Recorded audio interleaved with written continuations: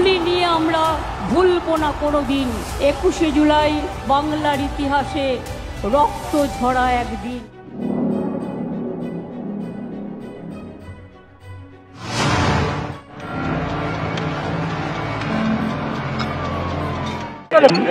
তাদের কাছে 21শে জুলাই হচ্ছে পাগলু ড্যান্স দিবস। আজকের যারা 21শে জুলাই গিয়েছেন তাদের কাছে ডিম ভাত, তাদের কাছে চিকেন ভাত, তাদের কাছে ডিজে ড্যান্স, তাদের কাছে আরও যা যা হয় আর কি মোৎসব তার দিন।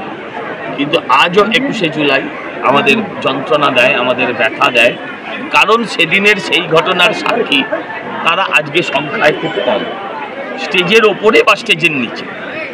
21শে জুলাইতে যারা আছেন, যেরমভাবে সেলিব্রিটিরা সেজে গুজে,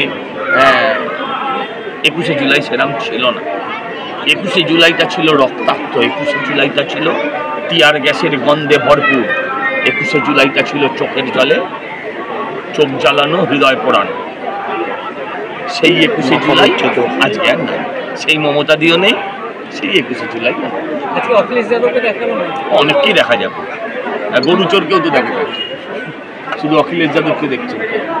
ওখানে আর বুয়া ভাতিজাটা ভালো চলছে, ওখানে বুয়া ভাতিজাটা খুব ভালো চলছে না, ওখানকার বুয়ার অবস্থা খারাপ, সেই জন্য উনি বুয়া পাল্টাতে এসেছে।